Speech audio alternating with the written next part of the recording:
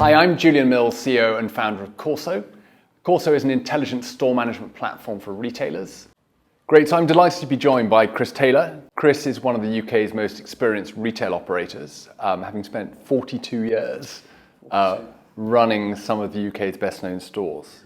And Chris, correct me if I'm wrong, but you started off as a store manager and then worked your way up. Yeah, I've done projects, regions, strategy development, and my last role was chief of staff for the CEO. So yes, I've seen it at lots of different levels, but primarily retail.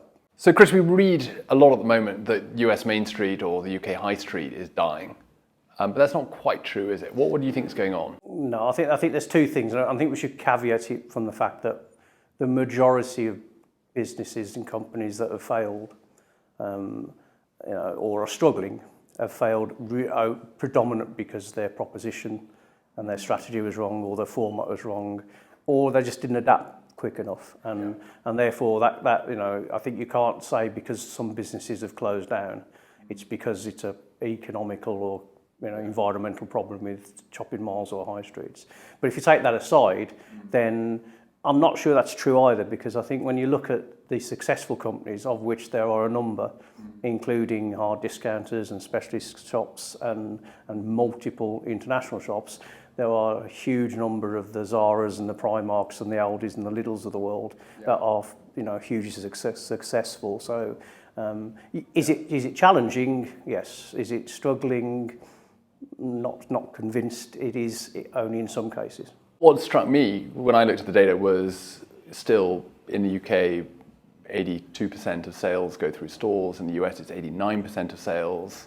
Only 1 to 1.5% shifting online each year. So, online isn't huge. And actually, store sales are still growing each year, both in the US and the UK.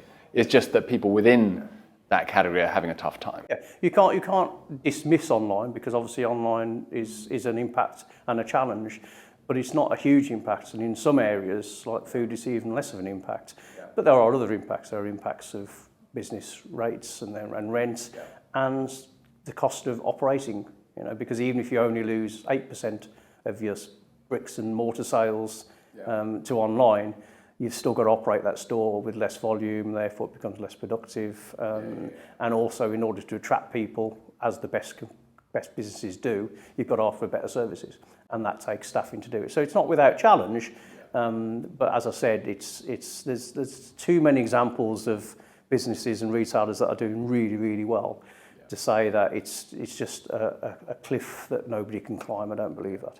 And if you think about all those pressures on stores at the moment that we've talked about, what do we need to be doing to save our stores? How do we make really successful stores? Well, as I said, I've seen lots of different businesses in lots of different formats, and I've been through times that we've struggled as a company and times we've been hugely successful. The first thing is, unfortunately, very simplistic. You've got to deliver the real basics. So whatever the proposition is, and the value and the ranging and the layouts and the formats, the customer offer has to be delivered. So you have to do the real basics, and that is, clean stores, availability, no queues at checkouts, promotion supported, all the basic disciplines.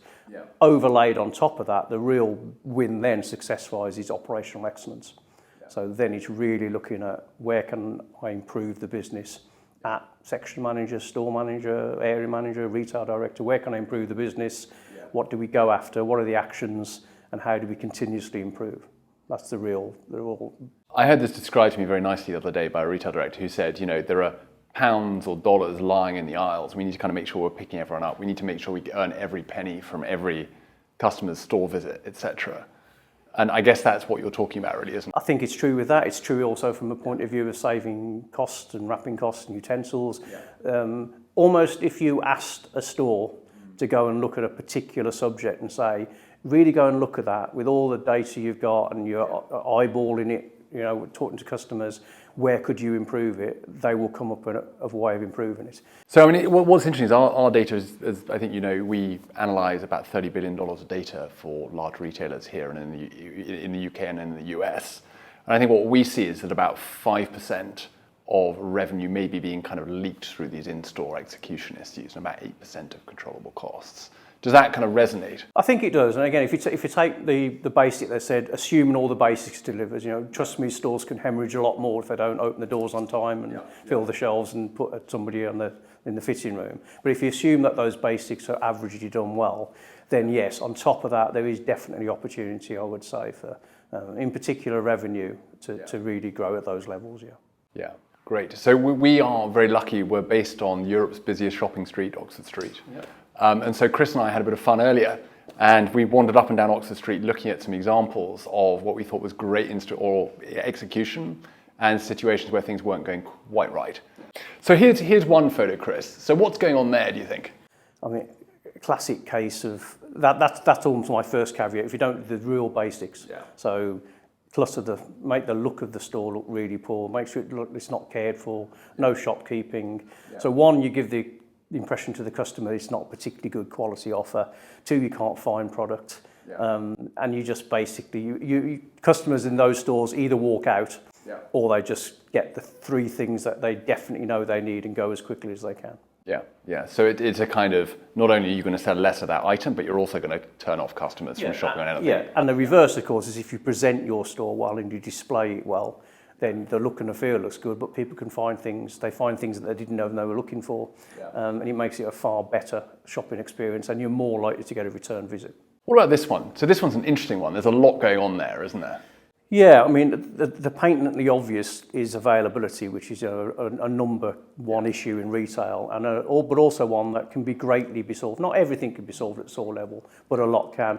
So I think the first thing is lack of choice for customer there. So whoever's coming in, yes, they might want to buy it, but clearly there's a lot of items there that they can't find. The other big standout, of course, is that there's a promotion on there that presumably the business has bought shed loads more stock to stay in business and push that. So I think you've lost on three levels there. You've lost the level where clearly you've lost the sale because they can't even buy the promotional product or the other products. Two, you've completely misled supply chain who sent all this stock in, and I'd probably hazard a guess that will be in the building back in the chiller. But you've basically told supply chain that this isn't getting the uplift that you thought. So what they will do next is turn it down, and then you definitely will sell out tomorrow because they won't send enough stock anyway.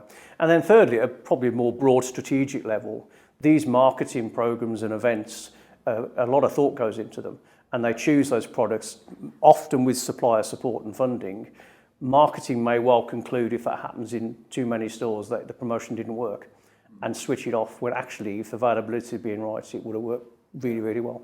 And you said something very interesting there, which was that most of these issues can be fixed in store. I mean, we see that too. So in our data, when we flag these issues, typically about 85% of them can actually be resolved in store by the person.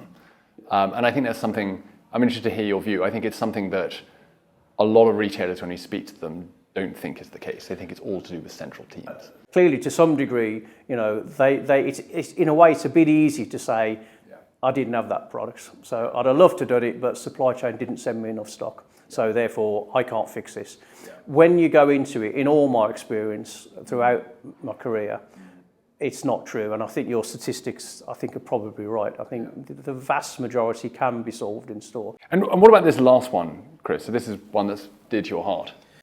Yeah, and this is almost back down to making it easy for the customer. So presenting things well and displaying them in a way that they look, enticing, that somebody wants to go and look at it is number one. They're not going to go near it from that perspective. But then when they get to it, they want to see that products that go with each other, that match well. They want to see it tidy so they can find their size. I'm looking for size 12, is it there, isn't it? They want to see what the price is. So you're doing the motions, you're putting the product out. So you could argue my point that you're doing the basics, yes, but you're doing nothing else then to really try and drive it and drive the sales and deliver it. And that's what makes the difference between an excellent operation and a mediocre operation. And there's also some kind of random yellow T-shirt. And that's what I mean. So it's not enticing, and that's back down to disciplines. It's hugely likely to be left by a customer. Fine, but that's why you've got people on the sales floor that should be spotting that and picking it up and putting it back where it should be, and tidying as they go and keeping it going, despite all the pressures of the staffing levels that stores will have. And Chris, one of the things that's kind of interesting is we've been talking about kind of executional errors, as it were. So things that are kind of going wrong on a day-to-day basis. But I think one of the things we've talked about before is this concept that, in larger format stores where you've got experienced store managers, they can also bring some kind of retail craft to it. Do you want to talk a bit Very about much that? so, and it's not even larger format stores. I've ran small convenience operations, franchise BP, very small units. That yes, getting the basic right is in my version baking the cake, and you've got to do that right. In fact, you should. I was quite hard on my field team and my store managers about getting the basics right first before you're allowed to go and start doing other things. But actually, in most cases, at section manager level, at supervisor level, at checkout operator level, they've all got great ideas about things they can do to make the shopping experience for the customer better. And certainly at store managers level, I've seen people say, right, we're really going to go for this product or this category next week. We're really going to drive flowers. We're really going to push it, and we're going to put some extra focus on it, and we're going to check it more often, and we're going to put some at every till point, and we're going to tell every customer that 50% extra on roses today. One, it's enthusiastic for the store because they're seeing they're making a real big difference. And it might give them £100 worth more of sales, but £100 worth of sales across 10 different products or categories in a store across 700 stores is a lot of money and a lot of profit. And I was interested, you talked about making people feel good about what they're doing too, because I think one of the things we often talk about within Corso is about compliance versus engagement. And when we speak to large retailers, what we typically hear people saying is, oh, we've got a problem with compliance in the store. When we launch an initiative, when we launch a promotion, we've got 45% compliance. I think what we see is, in a sense, if you treat people like robots, then they're going to rebel a little bit. And you need to show them how some of their work is a bit meaningful. Let's talk a little bit about how these kind of things are typically picked up. So if you think about your retail experience, what's the kind of process? How would you typically pick these things up? Different. You can go down to the detail, which will be different in every business. But in reality, it's the same thing. You get a weekly performance review. But of course, what you have to remember is everybody's doing that weekly performance review. So you'll have a Monday trading meeting that will have retail and supply chain and buying and trading and the COO, whoever's sitting there, looking at last week's performance at top line level and identify either things that went well in some places that we should focus on or things that we didn't do so well and that we should focus on. So that becomes their priority. We've identified an opportunity to improve the business, that becomes important. But at the same time, then you've got the retail director probably doing the same with his team and saying, well, actually, I think this is a real good opportunity and we definitely sell more of this and we could definitely get more sales from this. So that's the set of priorities. It came out the same data, and in which case, most cases, I think the data's accurate. Then you've got the regional or area manager also looking at their group of stores. And she's saying, well, actually, I think this is an opportunity in your store and this is an opportunity in your store and we should do that. And then you've got the store manager who's thinking, well, actually, I think we could sell more beers, wines and spirits. I think we sell more bakery products, or actually, we could definitely sell more suits if we man that and have somebody fitting suits. That's brilliant. All of them, I would say, almost certainly legitimate. So which do you pick then? And then, of course, the final thing about that is who actually really knows if they were the right priorities? And if they were, who's going to know whether, the right action to fix them? And if they did do it, who's going to know it actually delivered a result? So you can in the end up having this great feeling that you're improving the business, but actually none of it's really adding that much value. It's sort of being a bit busy fools. And what's interesting to me, Chris, I mean, if you think about that, the first bit of that process you described, so the weekly review happening at multiple levels, all of that's basically going down to the poor store guys, isn't it? I mean, I think one thing you mentioned to me earlier was just the quantity of information from that process that falls on the poor store guys. So you were talking about kind of printing it out from various systems, from kind of BI so when I was systems, in as retail operations director again at M&S, but I did it at Morrison's as well. And it's not just analysis of performance, but as a result of that performance or of things they wanted to put in place, we basically sent all the reports down.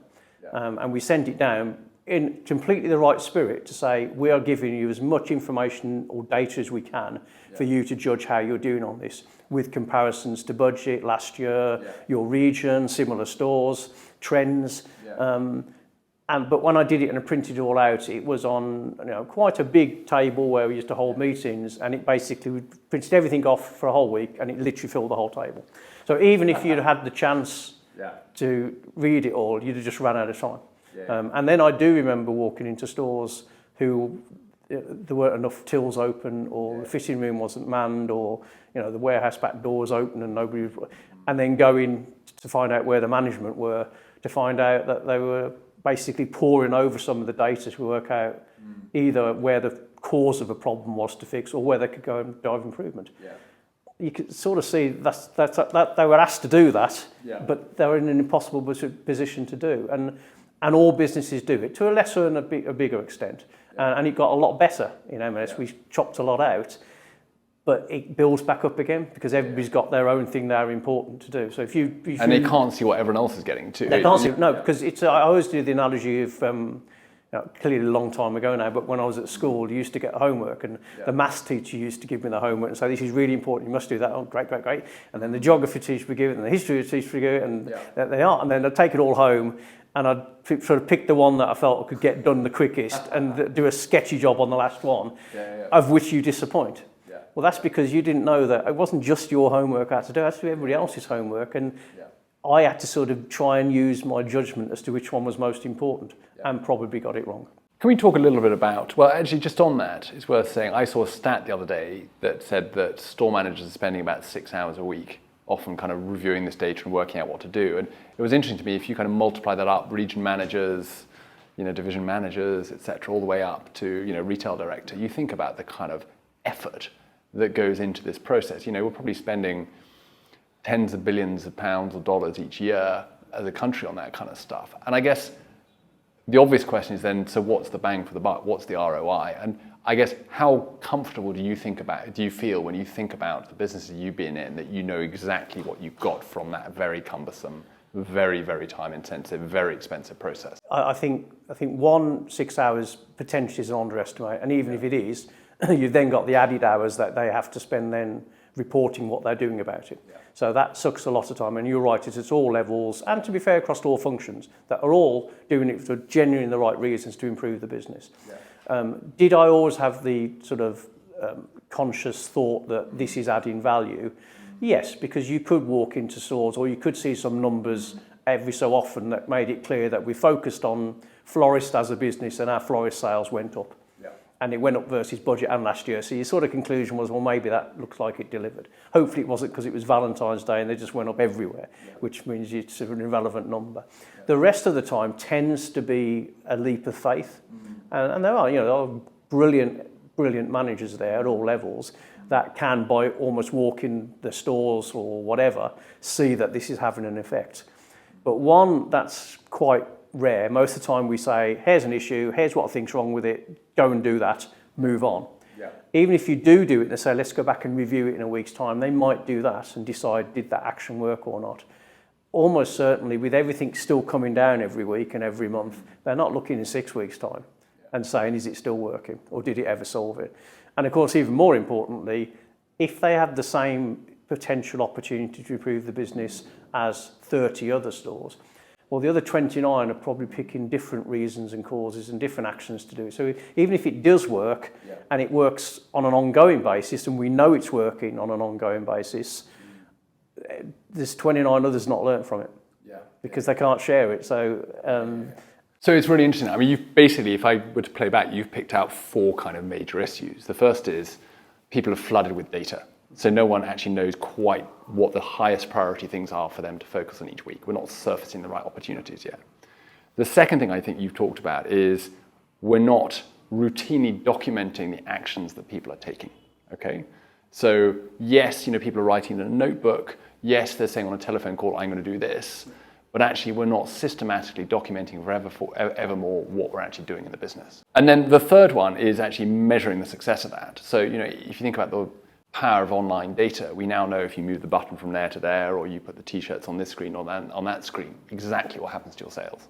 Because to come on to the fourth point you mentioned around sharing what works, sharing best practice, sharing success, if we can't point to things that we know certainly did work, then we're just peddling rubbish. I mean, we're basically managing businesses Well, like an 18th century we think doctor. we're doing a good job, and of course, you're going to get a broken clock's wrong twice a day, so you're going to get a certain amount that's going to be adding value, but you're not really going to be able to quantify it. Far better to say, I've got a prioritised opportunity, taking to your point, and this is, out of all the other things to choose to spend my time on, the one that's going to give me best bang for bucks. Yeah. I've come up with a plan that's very clear what I'm going to do about it, with a milestone who's going to do it. It doesn't have to be pages long, just a straightforward action plan. I've then measured whether that's worked or not. Yeah. And then in a few weeks' time, I'm still seeing, has this added value or not? Yeah. And then other people that have got the same problem, the same opportunity, are looking and thinking, yeah, that's interesting. I've got that problem. Who else had that plan? And who else could fix it? From the current way that most businesses historically have run, and hugely successfully, but we've already established the pressure is now on that you have to be really operationally excellent. That's really difficult to do because time is just too short to do it. And then, of course, the other bit that we haven't talked about is the area manager, regional manager, whoever the line manager, can then go in that store, not having spent a load of time analysing that store data, which, by the way, the store manager was trying to do. They both save that amount of time. They can walk in and have a conversation about the things they're looking at, who's involved, and they can spend more time coaching, and they can share ideas and share best practice. Well, you had an issue with suits last time. Do you think it would work on coats? And should we give it to somebody else and give them the skills? So you're developing the capability, you're freeing up a lot of time, and freeing up any time in a store ultimately means your customer offer is better. And it's a glib thing to say, and everybody says it, but it's really true. You're only as good as what the customer thinks of you. Well, Chris, I mean, thank you very much for that. As you know, what we do at Course is we try to digitize that process. So, we try to record, or we try to surface personalized opportunities to every store, so they're focusing on the right things. We try to, get them to record the actions they take in a very simple, easy to use application, then measure every single step that anyone took, see if it works, and then, scale it up. So it's exactly what we're kind of talking about. When you think about applying something like that to retail, what do you think? What are the kind of things to watch out for, or what are the things that you think are particularly attractive? I think the first thing is, no business, in my personal opinion, should look at tech for tech's sake. I think having had a chat for the last few minutes about the complexity of the amount of information and priorities that stores are given, to have a system and a process that's really simplistic, that's targeted at that specific store or even that department in a store, it takes away all of that. Fantastic. I mean, your point about not having tech for tech's sake really resonates. I think sometimes, one, thinks one needs flying drones or space cameras, etc., to kind of solve these kind of problems. But actually, I think what we see and what you see is it's about day in, day out stuff, motivating people to take the right actions to improve the business. And I don't think you'll find a retail company that doesn't accept that they could improve or simplify their data and their information. Therefore, a tool like Corso that helps them do that doesn't become tech for tech's sake, it becomes tech to solve a known problem. So why wouldn't you do it then? On that note, Chris, thank you very much for your time. Really appreciate it. Thank you. Thank you very much.